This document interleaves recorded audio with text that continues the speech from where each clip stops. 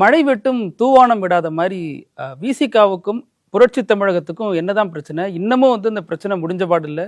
ஒரு தரப்புல என்ன சொல்றாங்கன்னா, திருமாவுக்கு பதட்டம் வந்துட்டு இவர் ஹேண்டில் பண்ண முடியல, ஒரே சமூகத்துல இன்னொருத்தர் வராரா, இப்படி ஒரு தலைவர் மேலெழுந்து வர்றதை தடுக்கிறாரு அப்படின்னு நிறைய விமர்சனங்கள் முன்வைக்கப்படுது. நாம் தமிழர் மட்டும் இல்லாம பலரும் ஏர்போர்ட் மூர்த்திக்கு ஆதரவான குரல்களை வைக்கிறாங்க. இப்போ இதுல திருமாவுடைய நிலைப்பாடு என்ன? திருமா பதட்டப்படுறாரா? அதாவது ஏற்கனவே உங்கள்கிட்ட நான் குறிப்பிட்டிருக்கிறேன், மலைக்கும் மடுவுக்கும் சமப்படுத்த முடியுமா?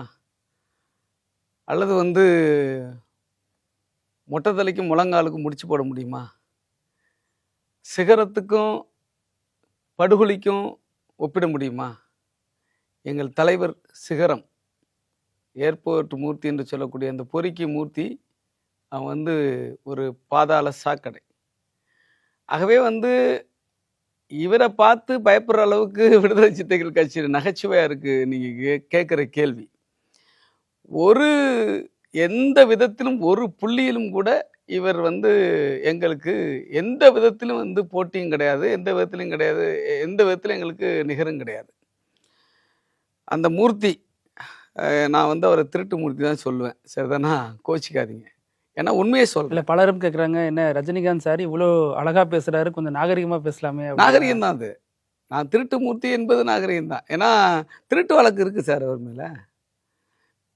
அதனால நான் சொல்றேன், அது அடுத்து நான் வரேன். நான் அவர் எங்க தலைவருக்கு நிகரா தன்னை நினைச்சுக்கலாம், அது வேற விஷயம். ஆனா என்ன நிதர்சனம்னு ஒன்று இருக்குல்ல, அவர் எந்த விதத்தில் எங்கள் தலைவருக்கு அவர் நிகரா யோசிக்க முடியும் சார்? அந்த பிரச்சனை, அந்த சண்டையே எங்க தோழர்கள், அந்த பகுதியினுடைய இளைஞரணி பொறுப்பாளர் அவர். அதுவும் கூட திலீபனுக்கும் அவருக்கும் தான் அடிதடி சண்டை. அவர் எங்க ஈக்குவலா இருக்கார் பாருங்க. அவரை ஏன் எங்க தலைவருக்கு ஈக்குவலா கேள்வி கேட்குறீங்க? திலீபன் மயிலாப்பூர் பகுதியினுடைய விடுதலை சிறுத்தைகள் கட்சியினுடைய இளைஞரணி துணை செயலாளர். அவர்கிட்ட இவர் அடிதடிக்கு போறாரு. பிரச்சனை அவங்க 2 பேருக்கும் தான்.